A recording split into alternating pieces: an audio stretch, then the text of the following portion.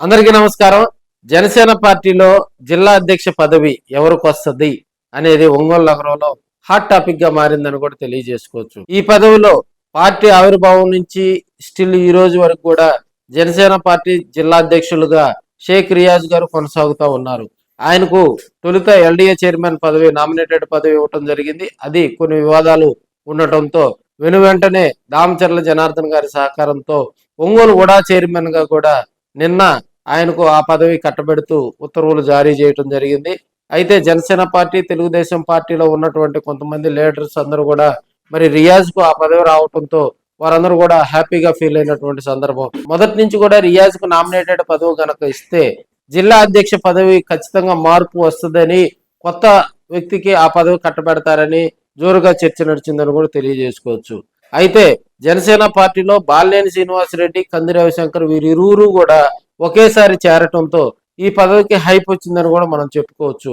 మొదట్లో కాపు సామాజిక వర్గానికి సంబంధించినటువంటి వ్యక్తిగా కూడా జనసేన పార్టీలో వివాదరహితుడిగా పేరు పొందినటువంటి మరి కంది రవిశంకర్ గారికి ఈ పదవి వస్తుందని అప్పట్లో జోరుగా ప్రచారం సాగింది. అయితే ఈ నామినేటెడ్ పదవి కేటాయింపుల్లో కొంత అలసత్వం రావటంతో మళ్ళీ జనసేన పార్టీలో రియాజ్ కు నామినేటెడ్ పదవి కేటాయింపు పూర్తవటంతో మళ్ళీ జిల్లా అధ్యక్ష పదవి ఎవరికి వస్తుందని జోరుగా మళ్ళీ ఊపందుకుందని కూడా తెలియజేసుకోవచ్చు. బాలినేని శ్రీనివాసరెడ్డి గారు జిల్లా రాజకీయాల్లో మరింత స్పీడ్ అవుతున్న వేళ ఆయనకు స్టేట్ కమిటీల్లో మరి 3 జిల్లాలకు గాను 5 జిల్లాలకు గాని ఇన్ఛార్జిగా కూడా ఆయన నియమిస్తారు అనే టాకు మరి తెర వెనక వినిపిస్తా ఉంది.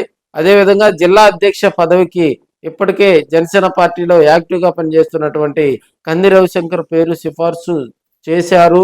త్వరలో ఆయన పేరును ప్రకటిస్తారనే టాక్ అయితే ఒంగోలు నగరంలో కూడా హల్చల్ చేస్తుందని కూడా తెలియజేసుకోవచ్చు.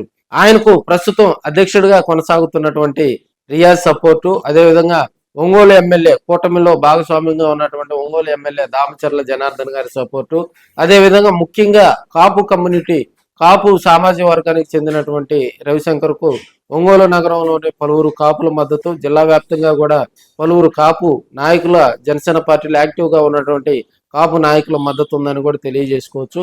అయితే రాబోయే రోజుల్లో మరి ఈ పదవి రవిశంకర్కే దక్కే అవకాశాలు ఎక్కువగా ఉన్నాయని కూడా ఒంగోలు నగరంలో ఈ వార్త కొంత హల్చల్ చేస్తుందని కూడా తెలియజేసుకోవచ్చు. ఏదేమైనప్పటికీ కూడా ఒక నెల రోజుల్లోపు మరి జనసేన పార్టీ ప్రకాశం జిల్లా అధ్యక్షులుగా కూడా మరి మరో కొత్త వ్యక్తిని ప్రకటిస్తారు అని చెప్పడంలో ఎలాంటి సందేహం లేదని తెలియజేసుకోవచ్చు. ఈ రోజు కూడా ఉదయం 11 గంటల తర్వాత చర్చి సెంటర్లో బాణాసంచా కాల్చి జనసేన నాయకులు, కార్యకర్తలు అందరూ కూడా అక్కడకు చేరుకొని తమ అధినేతకు ఉడా చైర్మన్ పదవి కట్టబెట్టినటువంటి ఒంగోలు ఎమ్మెల్యే దామచర్ల జనార్దన్ గారికి, అదేవిధంగా డిప్యూటీ సీఎం మంత్రి లోకేష్ గారికి కూడా వారందరూ ధన్యవాదాలు తెలిపేటువంటి కార్యక్రమానికి శ్రీకారం చుట్టడం జరిగింది.